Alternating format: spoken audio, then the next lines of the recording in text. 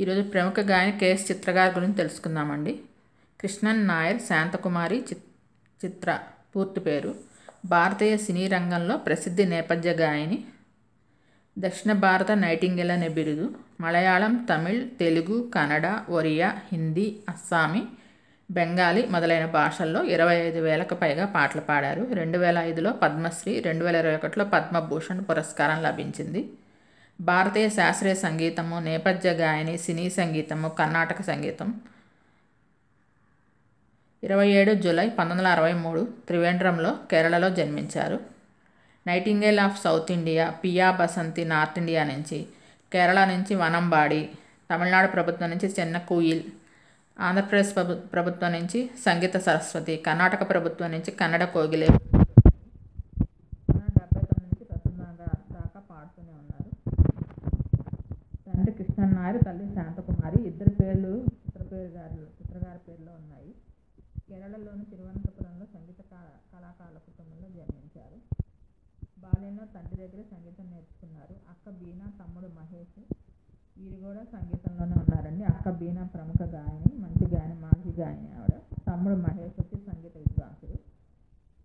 వీరి అక్క బీనా సంగీత సాధన చేస్తుండగా వాళ్ళ నాన్న దగ్గర ఆమెతో పాటు స్వరాలు కలిపి పాడేది. చిన్నతనంలో ఉండగానే ఆల్ ఇండియా రేడియోలో 2 ఏళ్ల కృష్ణుడికి ఈమె చేత పాట పాడించారు. అదే ఆమె తొలి రికార్డింగ్.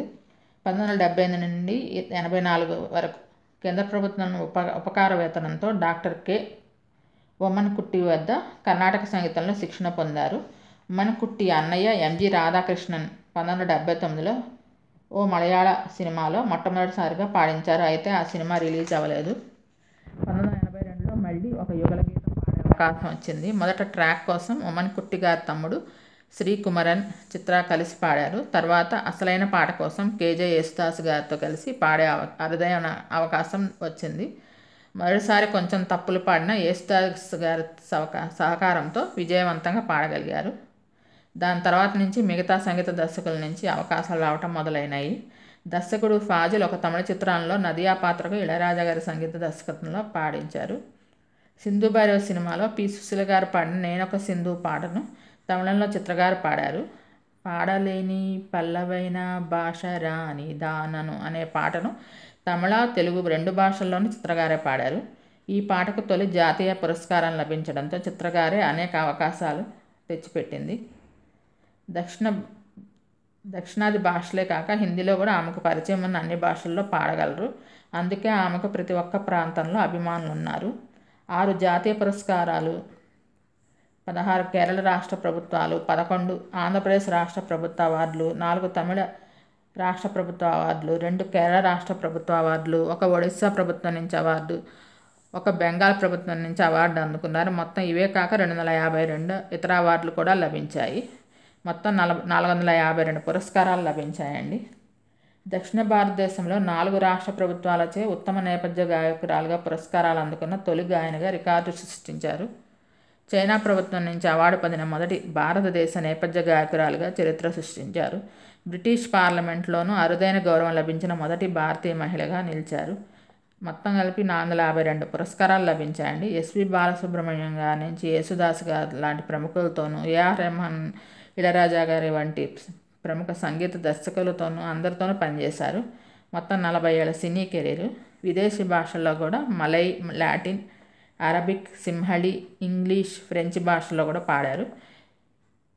ఈమె అక్క కెఎస్ బీనా మాజీ గాయని, తమ్ముడు కెఎస్ మహేష్ సంగీత విద్వాంసుడు. చిత్రగారు పాడిన మొదటి తెలుగు పాట సింధు భైరవి తమిళ డబ్బింగ్ సినిమాలో ఈవిడ పాడిన పాటల్లో నిన్ను కోరి వరణం అనే ఘర్షణలో బాగా పేరొచ్చింది. అనేక ప్రైవేట్ ఆల్బమ్స్ చేశారు. సంగీత కచేరీ దేశ విదేశాల్లో కూడా చేశారు. 1990లో దాదాపు అన్ని చిత్రాలకు సోలో రికార్డు గాయనిగా ప్రతి ఆల్బంలోనూ పాడారు. పి. సుశీల, ఎస్. జానకి గారి తర్వాత చిత్రగారికి అంత పేరు వచ్చింది. సీతారామ గారి మనవరాళ్ళ సినిమాలో కలికి చిలకల కొలికి మాకు మేనత్త కలవారి కోడలు కనకమాలక్ష్మి అనే పాట చాలా అద్భుతంగా పాడారు.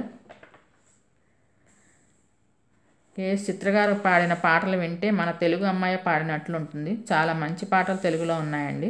1990 నుంచి కెఎస్ సినీ ప్రస్థానం అగ్రస్థానంలో ఉంది. 1991లో బాలీవుడ్లో 200 హిందీ సాంగ్స్ ఎస్పి బాలసుబ్రహ్మణ్యం గారితో కలిసి పాడారు. టీవీ షోస్కి జడ్జిగా ఉంటున్నారు. అంతర్జాతీయ ప్రాజెక్టులు అరబిక్ గాయకుడు జవాద్ అలీతో అతని ఆల్బమ్స్లో పాడారు. జాజ్ పియానిస్ట్ కోసం ఒక పాట రికార్డ్ చేశారు. ఇంజనీరు మరియు వ్యాపారవేత్త అయిన విజయ్ శంకర్ను వివాహం చేసుకున్నారు. వీరికి గాను ఒక నందన అనే ఒక కుమార్తె ఉండేది. విదేశాల్లో కచేరీ ఇవ్వటానికి వెళ్ళినప్పుడు వీరి పాప కొలంలో మునిగి చనిపోయింది. ఆమెడి జీవితంలో ఇదే పెద్ద విషాదం. ఏఆర్ రెహమాన్ గారి సంగీతంలో పాడిన పాటలన్నీ సూపర్ హిట్స్. 1000 సినిమాలకు పాటలు పాడారు. స్వచ్ఛమైన చిరునవ్వుతో అందరితో సరదాగా ఉంటారు. స్టేజ్ మీద కచేరీలు ఇచ్చేటప్పుడు తోటి గాయకులతో ఎంతో సరదాగా పాడుతూ కనిపిస్తారు. మీకు ఈ వీడియో నచ్చినట్లయితే లైక్ చేయండి, కామెంట్ చేయండి. Thank you all.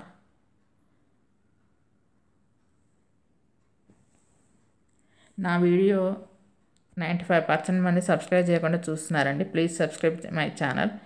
లైక్ చేయండి, కామెంట్ చేయండి. Thank you all.